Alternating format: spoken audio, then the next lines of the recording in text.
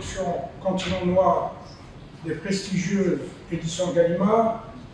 Je veux également féliciter l'initiative décisive de M. Antoine Gallimard et de M. Jean-Louis Noël et de 25 universitaires et chercheurs des universités marocaines pour honorer l'excellence. C'est une cérémonie très importante. Je pense qu'elle est unique parce qu'elle procède d'une odyssée elle-même unique. En 2000, les éditions Gallimard décident de publier des ouvrages issus du continent africain par des auteurs africains dans une collection qui s'intitule Continent Noir, considérant que le pluriel est important parce que chaque auteur représente à lui tout seul une immensité, qu'elle soit continentale ou d'un autre domaine, d'un autre registre.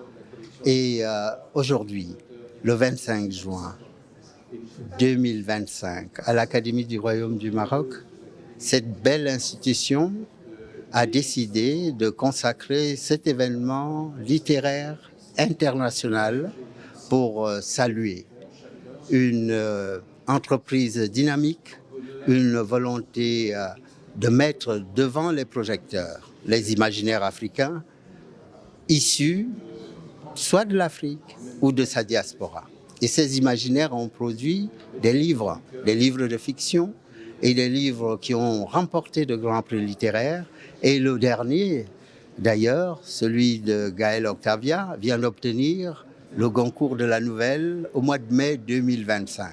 Nous sommes très heureux d'être avec 25 auteurs pour fêter les 25 ans de la collection Continent Noir que nous avons créée, Antoine Gallimard et moi-même.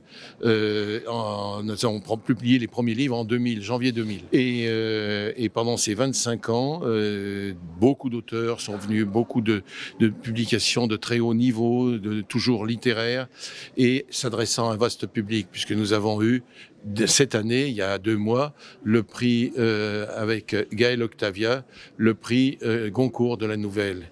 Donc, vous voyez, on a eu le prix Renaudot avant. Donc, c'est vraiment, et puis des trentaine de prix à part ça. C'est vraiment une collection qui est fabuleuse, où les auteurs sont heureux. Et c'est ce que je voulais dès l'origine, c'est-à-dire un épanouissement et une liberté dans la création. Eh bien, l'idée, ça m'est venu parce que j'aime beaucoup l'Afrique, j'aime beaucoup les réalisations aussi. Quand on pense que notre œil occidental a été formé, et notre âme, par les tableaux qu'on admire beaucoup, ceux de Picasso, ceux de Modigliani, ceux de Braque, etc. Et tous ces artistes ont été influencés par les fétiches, les sculptures, les créations des artisans, des forgerons africains de toute l'Afrique. Notre génération a pensé l'Afrique dans une perception endogène et non pas. ما تنساش تشترك في القناة وتفعل الجرس باش يوصلك جديد الفيديوهات من هسبريس.